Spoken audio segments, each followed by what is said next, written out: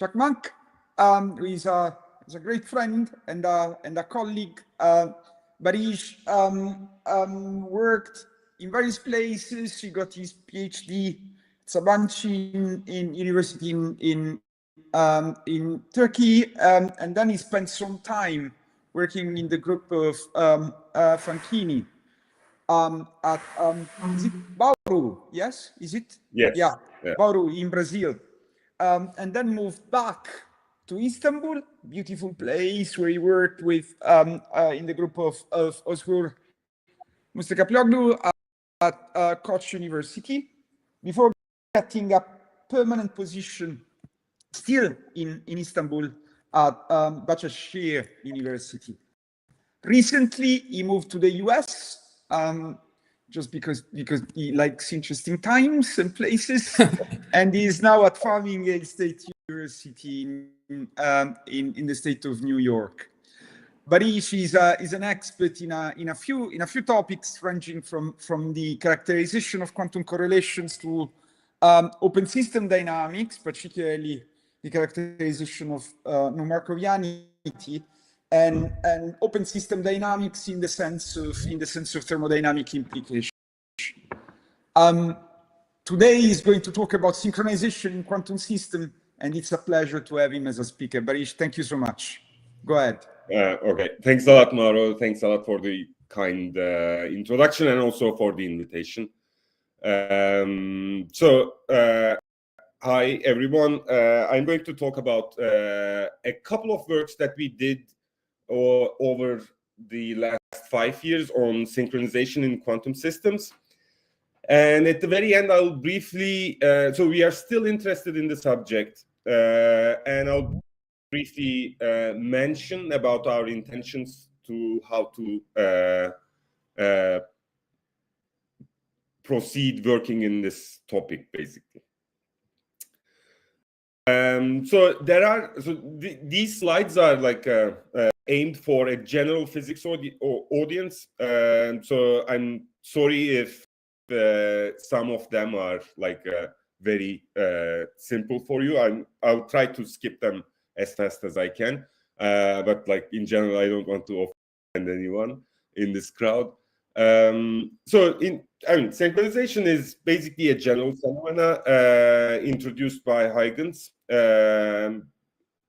You probably all know this, like this word odd kind of sympathy.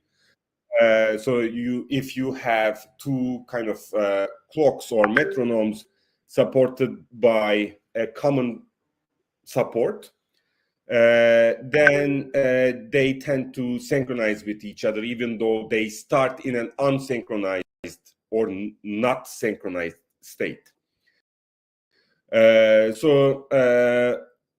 This is the general classical view of synchronization. And in the quantum case, what we mean by quantum synchronization can differ, just like in the classical case. So you can have forced synchronization or like entrainment type of synchronization, which is actually a system that synchronizes to an external driving agent.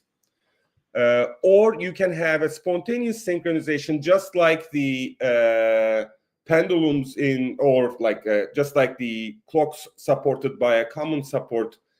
We call this, like in the literature of quantum synchronization, this is called a spontaneous synchronization. So this is a synchronization that's achieved by interacting with a common environment. So all of the works that we did on this topic basically focuses on the spontaneous synchronization, not to forced synchronization. Where you, as I said, you synchronize to an external driving agent.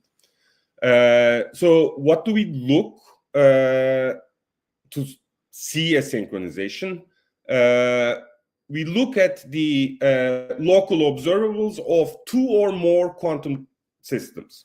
Okay, so when we say a system is synchronized, we basically mean that we look at an observable. Let's say you have a two-level system, a qubit, or two qubits, in fact. So you look at the sigma x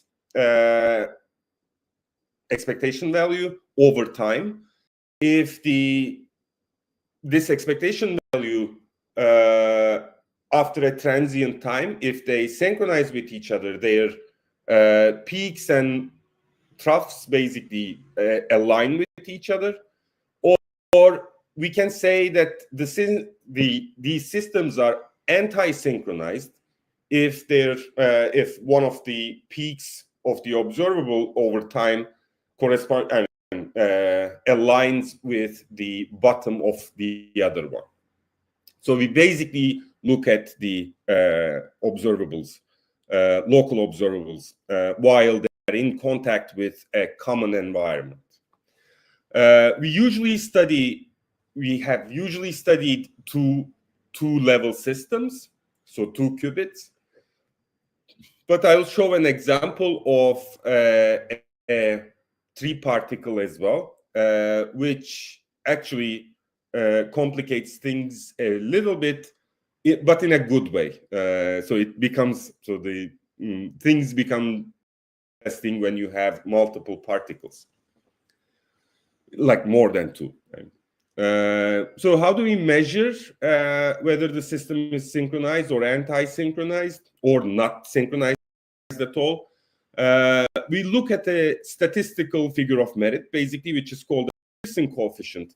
It's actually a measure of it's basically a statistical tool. It has nothing to do with quantum systems or anything particular with the synchronization between 2 quantum systems. However, it actually measures, if you have 2 distributions, it measures whether these 2 distributions over time is synchronized or not. You can use it, it's been used in various different places, but you can also adapt it to basically measure whether your quantum systems are synchronized or anti-synchronized.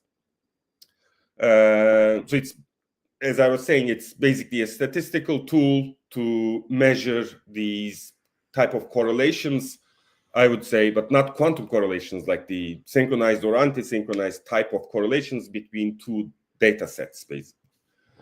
And when it goes to 1, you say that these 2 data sets are synchronized, and when you get the value -1 out of this Pearson coefficient, you can say that it's basically -1. And how you calculate it is basically, so as I was saying, it's a statistical tool. So you basically take some amount of some you basically take some part of your data set, calculate the Pearson coefficient, and then you keep doing this with shifting windows over your data set. And then you put some overlap between these shifting windows to be able to obtain a smooth, a well-behaved Pearson coefficient. This is just a technical detail, but I would just like to mention it in case you are interested. In general, what did we try to address throughout our works? We basically wanted to look at the mechanisms behind the achievement of synchronization or anti-synchronization in a given dynamical model, in a given open system. We would like to look at the role of quantum and classical correlations when you achieve synchronization or anti-synchronization, or whether these quantum or classical correlations affect the achievement of synchronization. We also looked at the thermal effects being the thermal effects coming from the environment to the system. So let's say that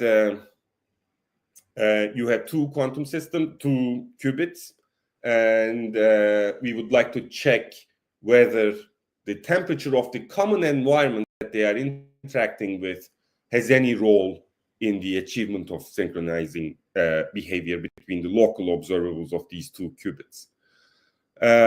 We also look at competing dynamics, and by competing dynamics, I mean actually the following. I'll show an explicit example of these competing dynamics.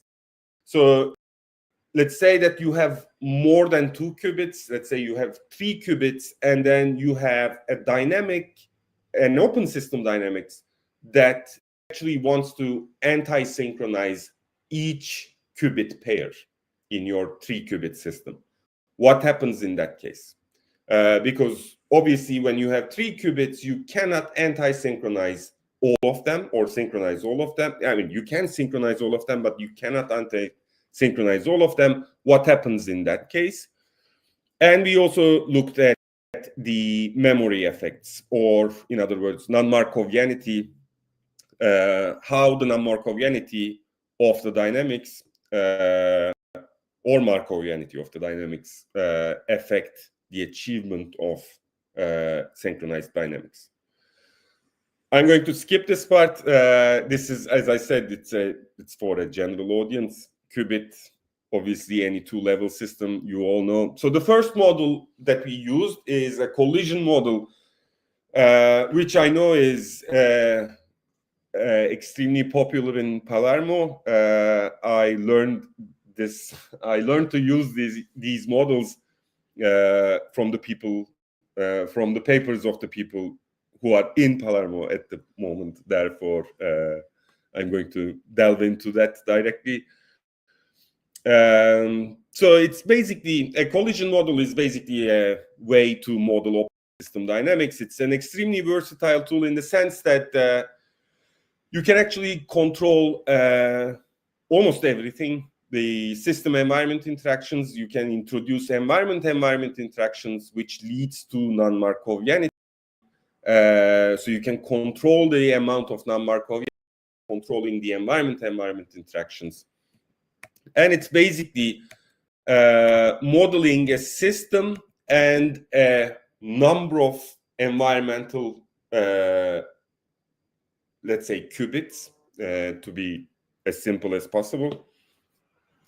And then what you do is that you basically take your system and make it interact with an environmental unit in your collision model.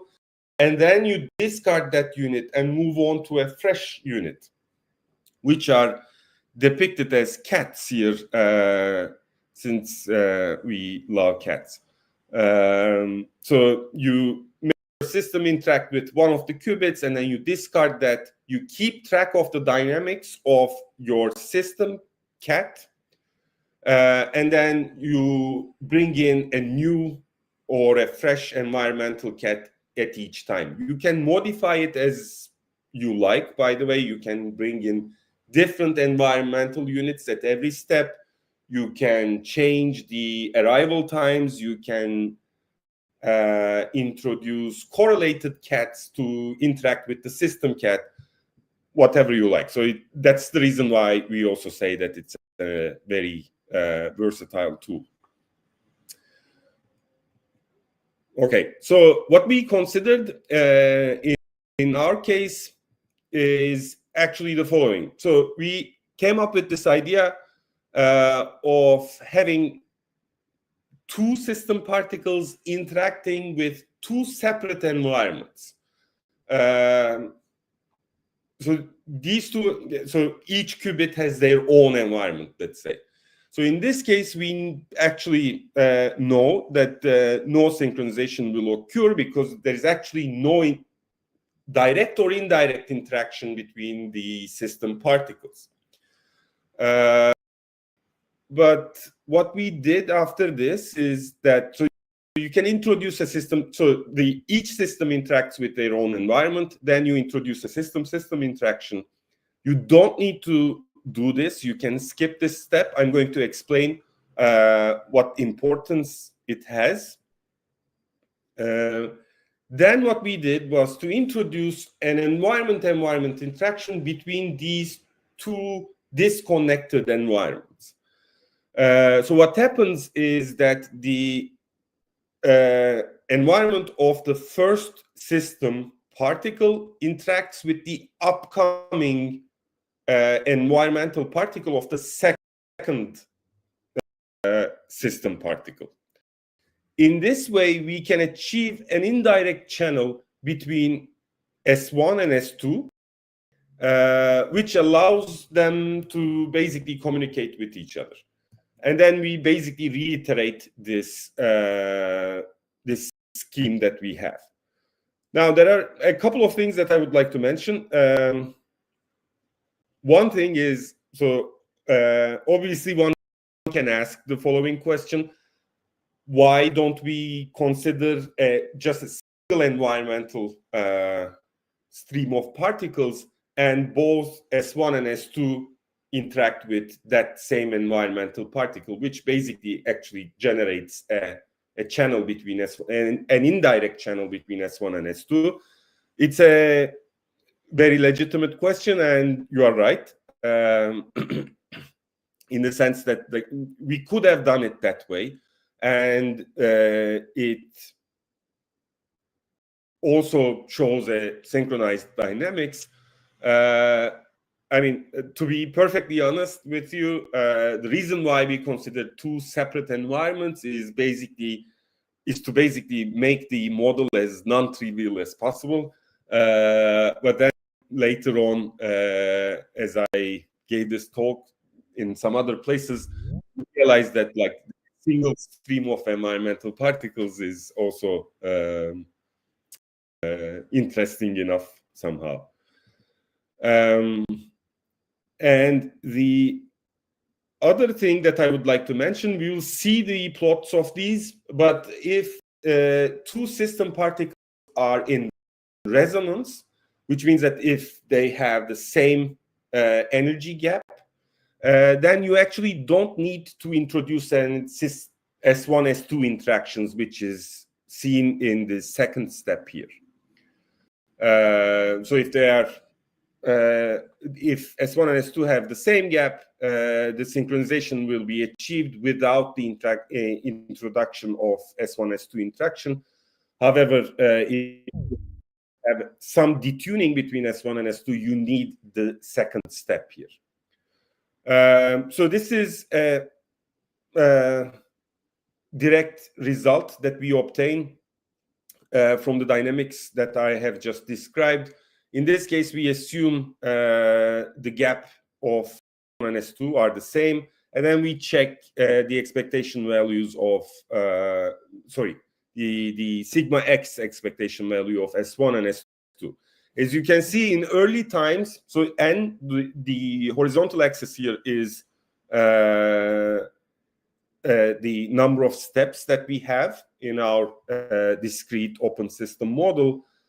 As you can see in the early evolution, we start from an unsynchronized behavior between the expectation values of sigma x's.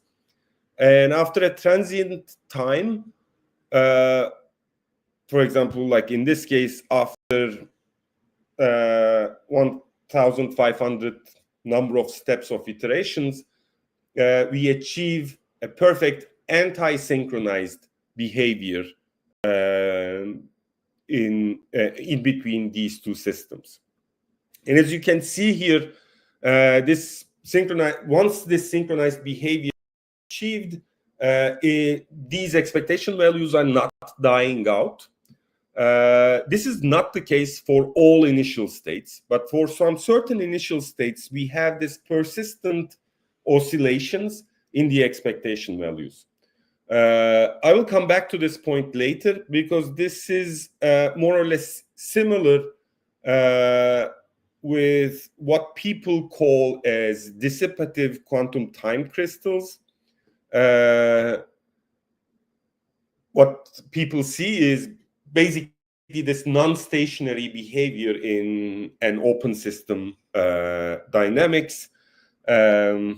We actually would like to look into models that we specifically see this kind of behavior in the future. fine. So we can actually achieve an anti-synchronized behavior in this kind of dynamics. So we wanted to explore the parameter landscape, which is basically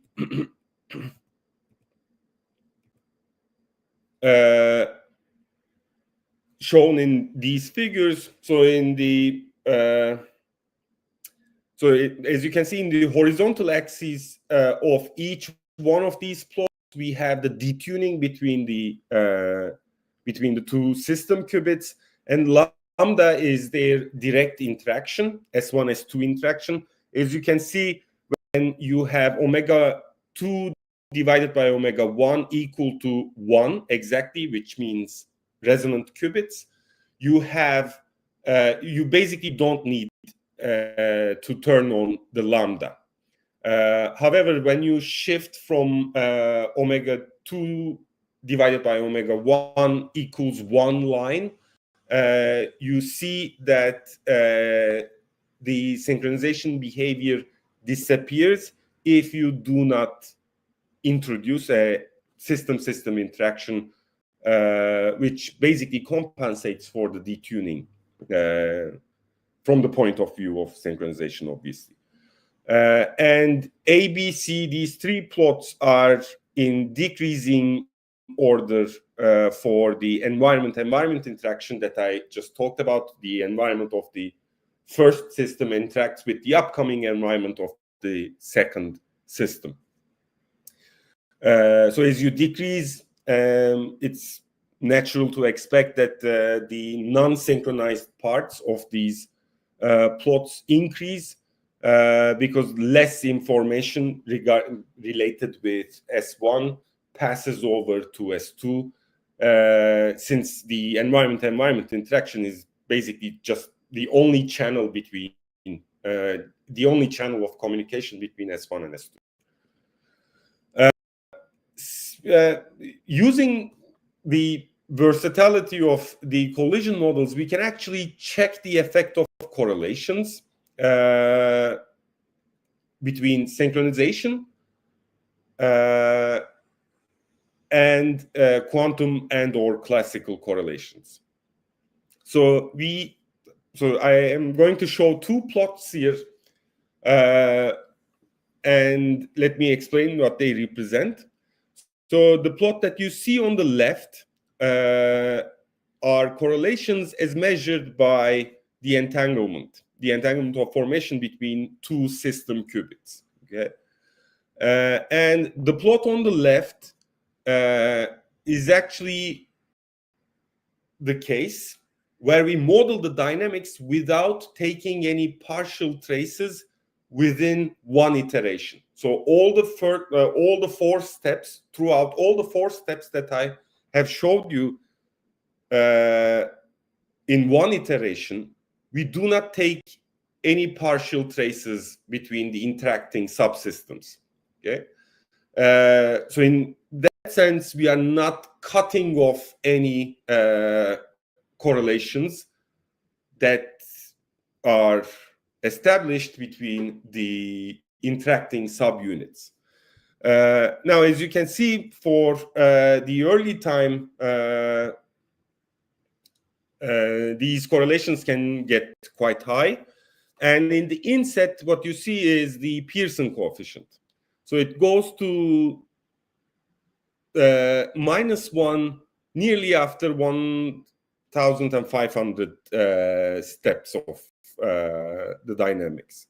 Now, on the right-hand side, what you see is the correlations between the system qubits as measured by, once again, the entanglement, when we take a partial trace after each step of the dynamics, which means that we are killing off the correlations after each step of the dynamics. And as you can see, there's nearly no correlations building up between S1 and S2. But as you can see in the inset of the plot on the right, we can still establish an anti-synchronized behavior, even though this establishment of anti-synchronization happens a bit late in the dynamics. So the takeaway message from here is that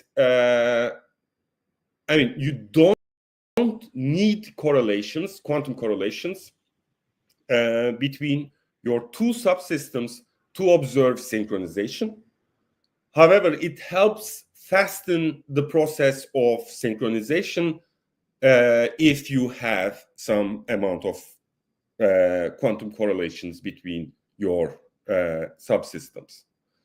By the way, the reverse statement is not true. So when you have synchronization, you can have quantum correlations between, or quantum and or classical correlations between your systems, but it's not necessary for the synchronization to be established.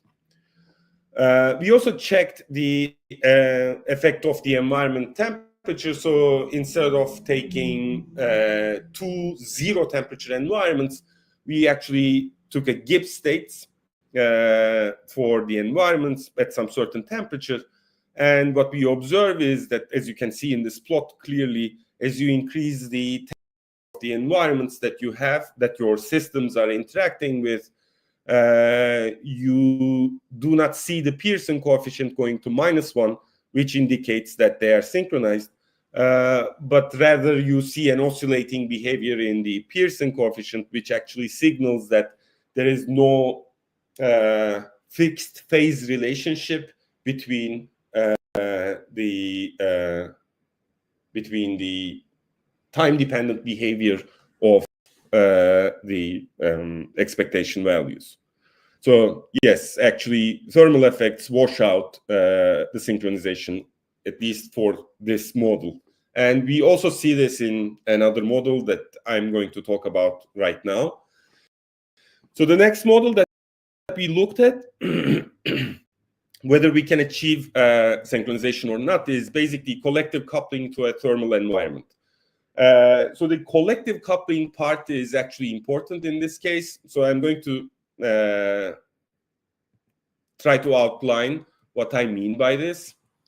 So we actually use a master equation that models the interaction of 2 qubits or 3 qubits. I'm going to talk about that as well, with a thermal environment. Okay, so this thermal environment can be a photon bath, can be a phonon bath, whatever you like. It's a bosonic bath, though.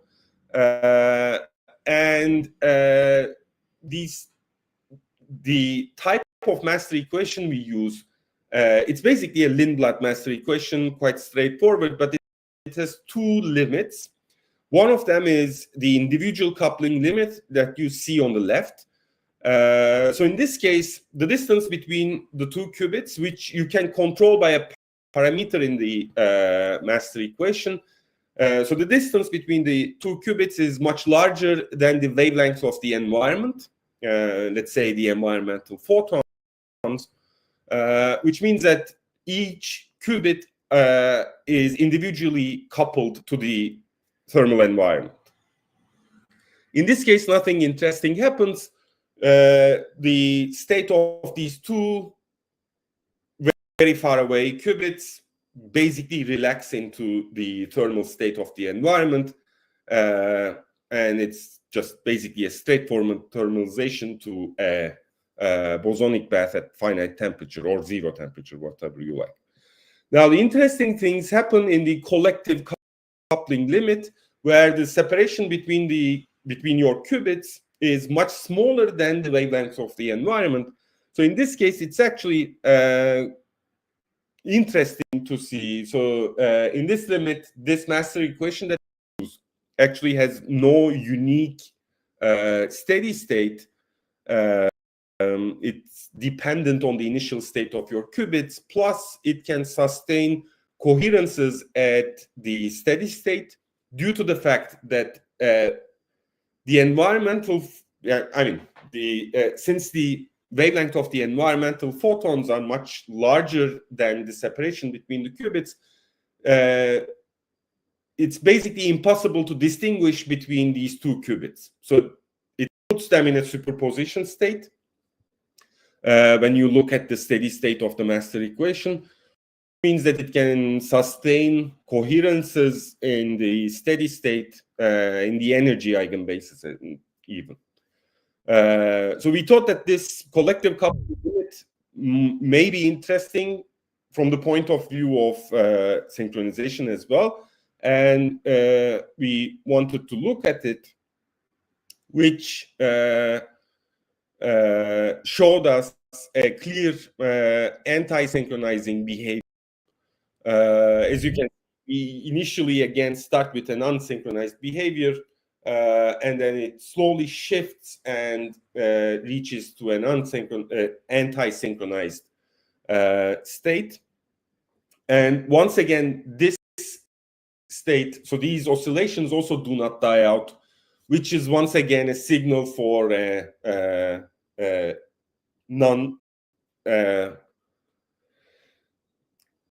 it's a signal for a dissipative quantum time crystal. I would not like to use this word too often because it's kind of a sensitive word to use, because like what classifies as a dissipative time or not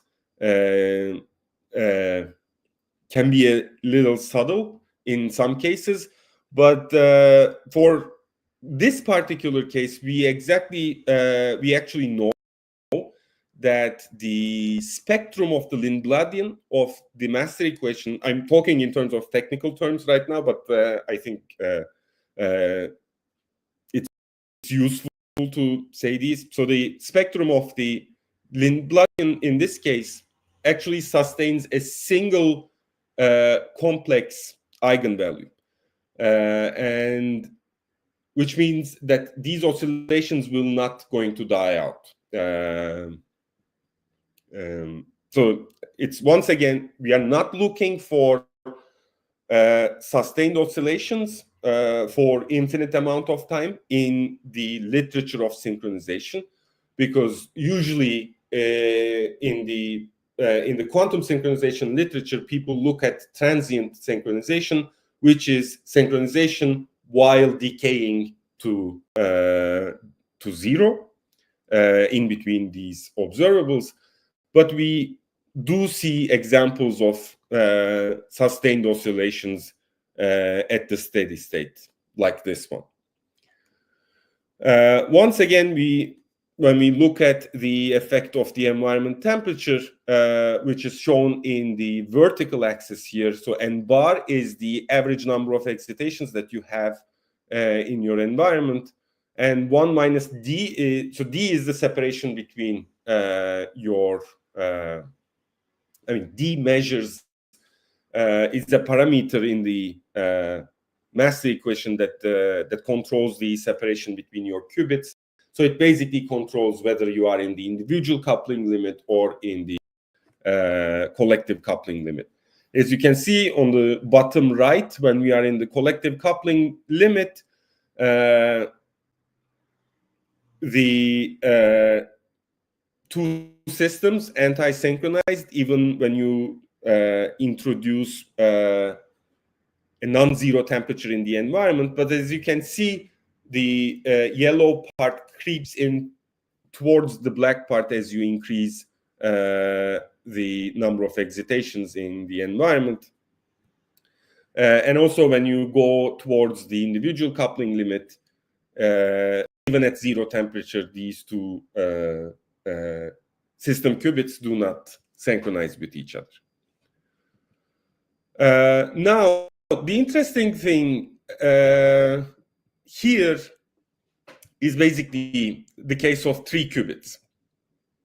So, as I said, we can control the separation between the 2 qubits by a parameter in our master equation. So, let's say that we move on to a 3 qubit case, and then we arrange them in the following way. So we have S2 very close to each other, S1 and S3 very close to each other, and we know that between 2 qubits, the dynamics the open system dynamics that we have forces anti-synchronization. So we cannot force anti-synchronization. So if S1 and S2 is anti-synchronized and S1 and S3 is anti-synchronized, we cannot have S2 and S3 anti-synchronized. They must be synchronized, basically. And this is actually what we for different initial states, no matter what, we observe that S1 and S2 gets anti-synchronized. S1 and S3, since they are more closer to each other, they get anti-synchronized as well. But S2 and S3, since they are further away from each other as compared to their distance from S1, they always get synchronized because we cannot anti-synchronize S2 and S3 while they are anti-synchronized with S1 at the same time. And this kind of behavior for this geometric orientation,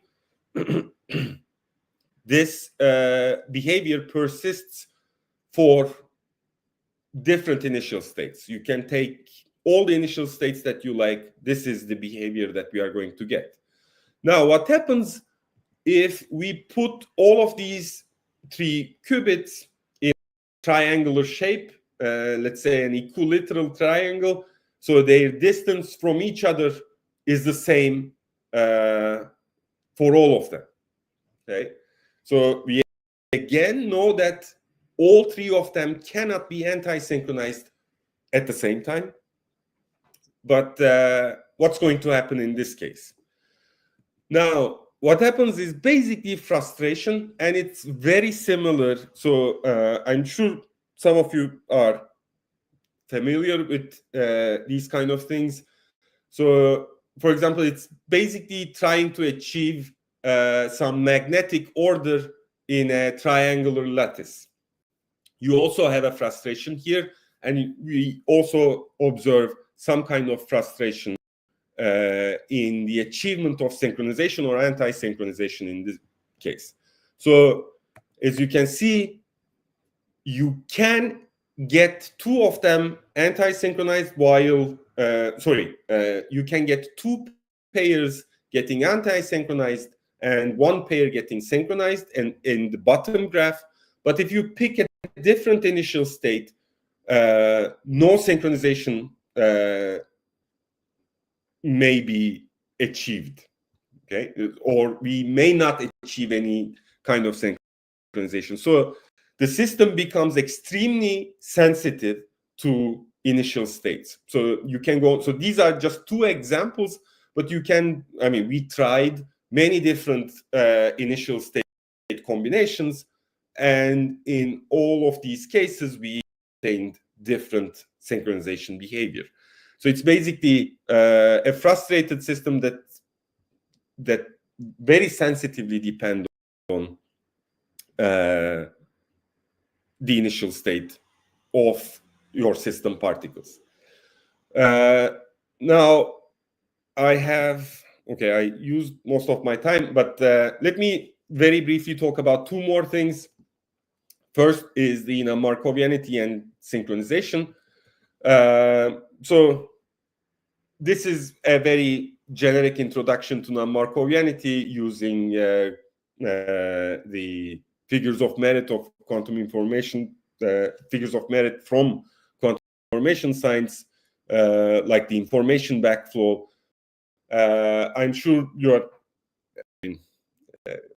I don't want to say anything regarding non-Markovianity in front of this crowd. Once again, I learned this from your papers anyway.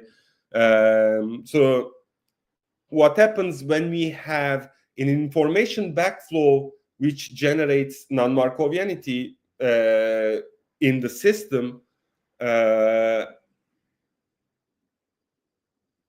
when we are looking at the synchronization behavior?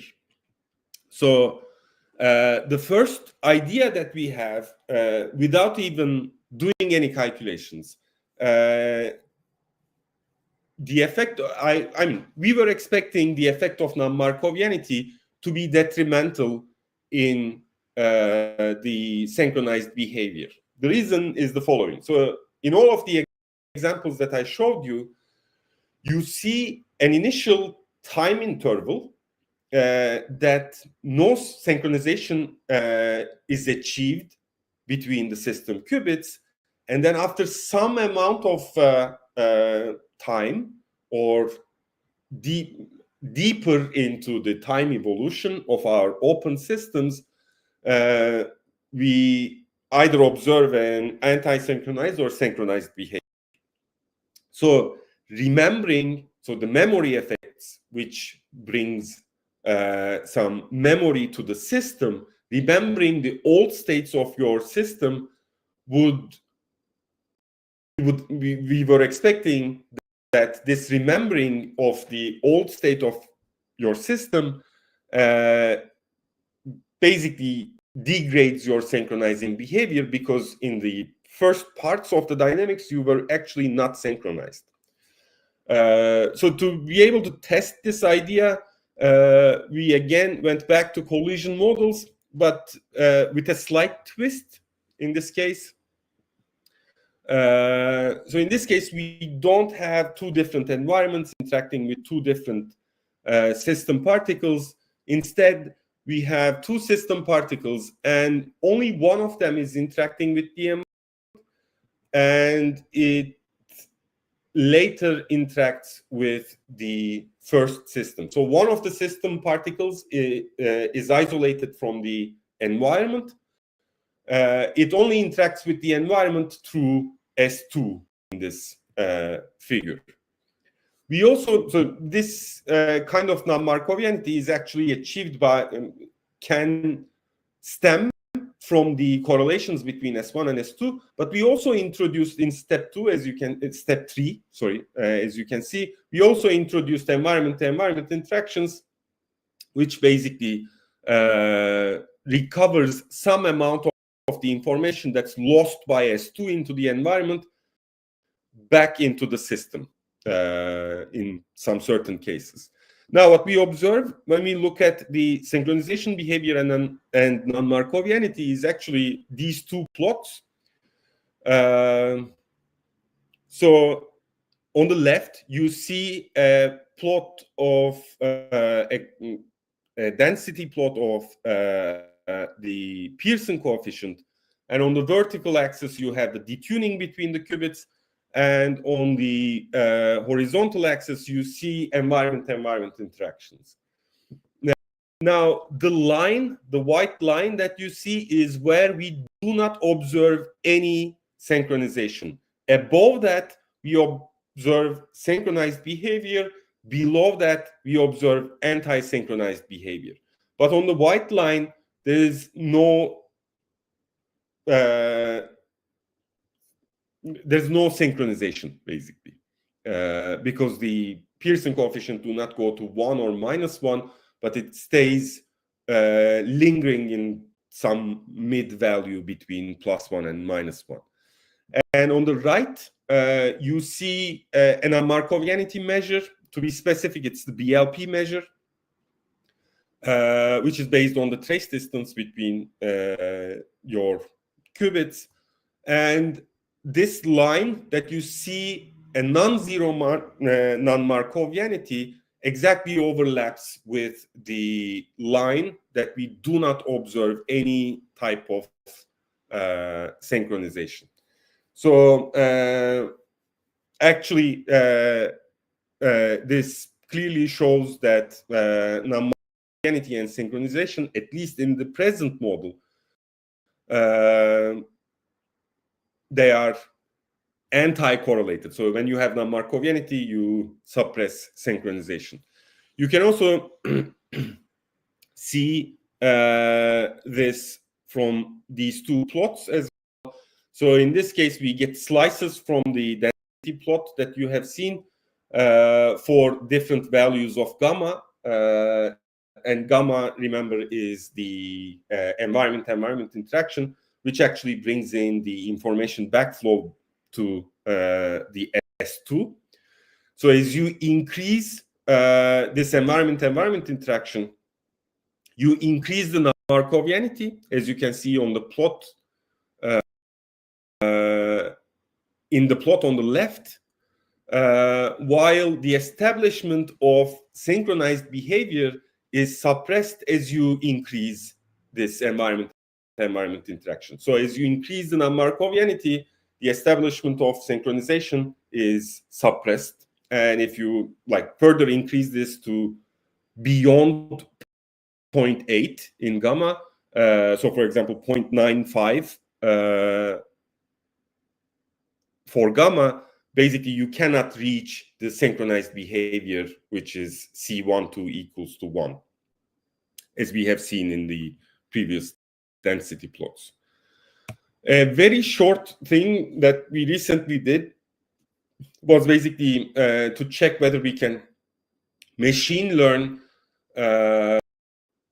whether a system synchronizes or not. I am assuming that you would immediately say yes to this, because there are two data sets and there are some certain figures of merit. Obviously, one would expect we can make good predictions of synchronization when using some machine learning algorithm, and you are actually right. But what we did was actually the following. To make things a bit non-trivial, what we did was the following. So we actually trained the machine learning algorithm using late time data, which is, so as I was saying, so in early times, the systems are not synchronized.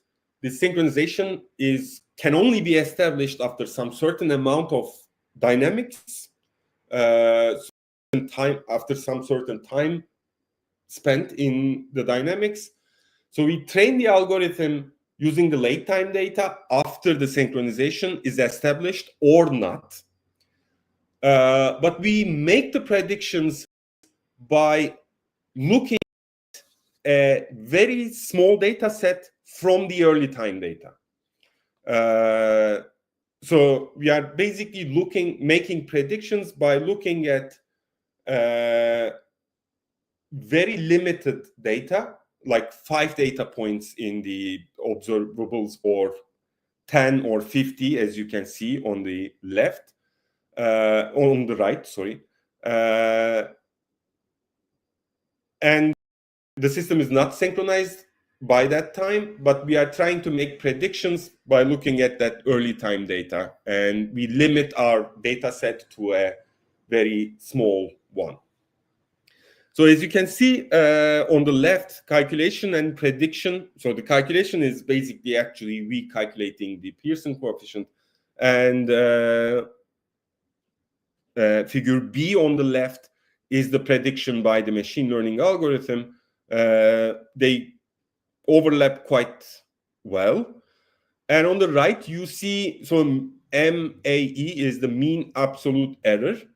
So we also add some error to the test data and look at the mean absolute error that we get when we look at just 5 data points, just 10, 50, and 100.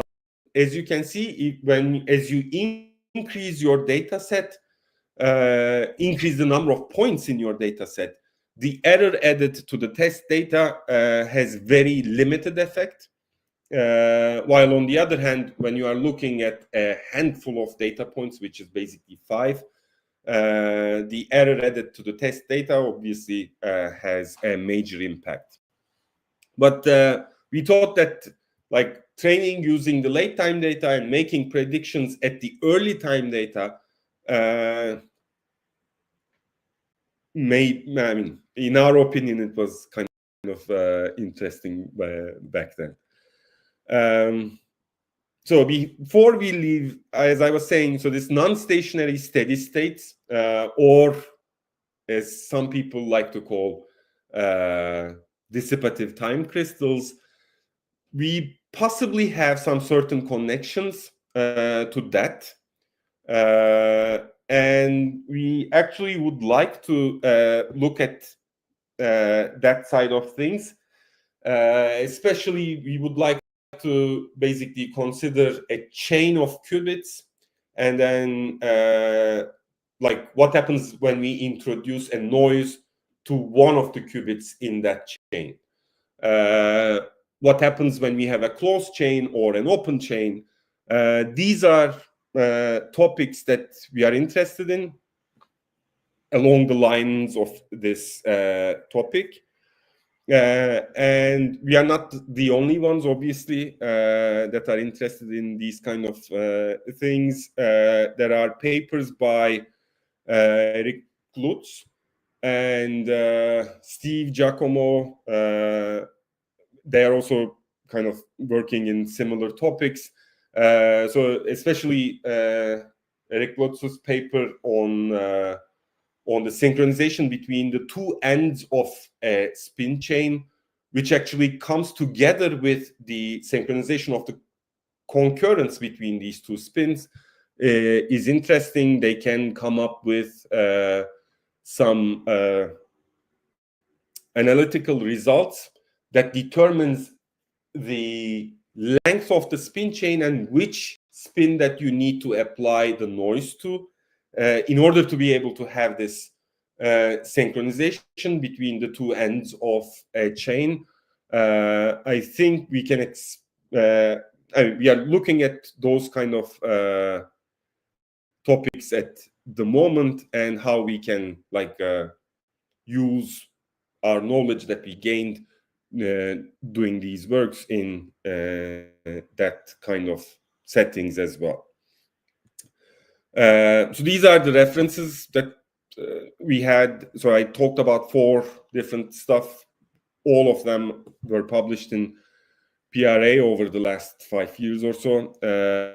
And okay, collaborators, Göktuğ and Iskender was in all of these works. We did the non-Markovianity and synchronization together with Roberta Zambrini and Gianluca, and we did the machine learning stuff with 2 Felipes, Felipe Mahlov and Felipe Fancini. Mahlov is basically a PhD student of Fancini, who visited me on my last 6 months in Istanbul while we were working on the machine learning stuff. And thanks a lot. Thank you very much. These are my cats.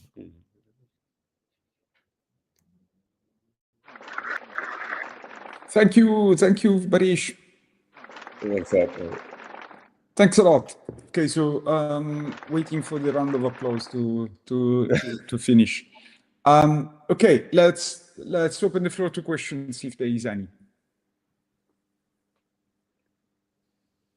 Salvatore? Yes, just a curiosity. When you talk about the case of 3-qubit in a frustration case, let me see again the plot, because if I see right, the signals seems to me to be. So okay, the frustration is in this case. This case here, right?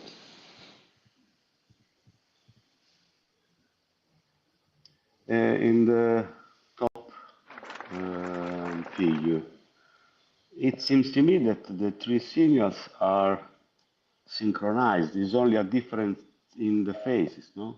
Yeah, true. So if you take a generalized version of the Pearson correlation factor, it goes to 1 or -1, I think. Yes, you are right in the. You are completely right in the following sense. So actually, I didn't mention this, but in the quantum synchronization literature, actually,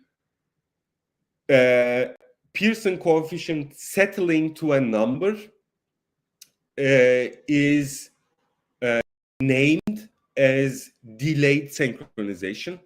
So what happens in that case, as you just correctly pointed out, there is actually a phase relationship between these oscillations.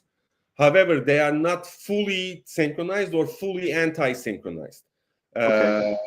Therefore, you have the Pearson coefficient not going to +1 or -1, but you have them settling to another number, but they settle. So once they settle, you have a phase relationship which is conserved after the evolution. So we actually, yes, it's called delayed synchronization in the literature. Not synchronized or anti-synchronized, but it's called delayed synchronization. And yes, we do observe that here. But the thing here is, like, when I change the initial state, they settle to totally different values.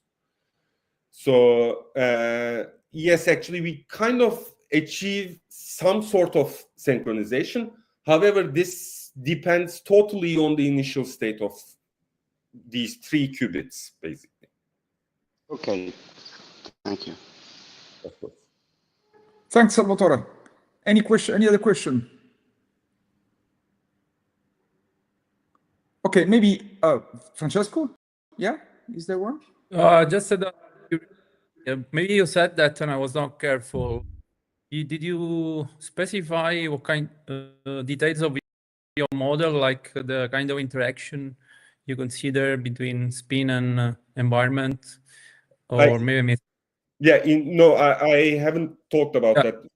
In which model are you talking about? In any of those you discussed? Any of those. So, like in the. That's what if in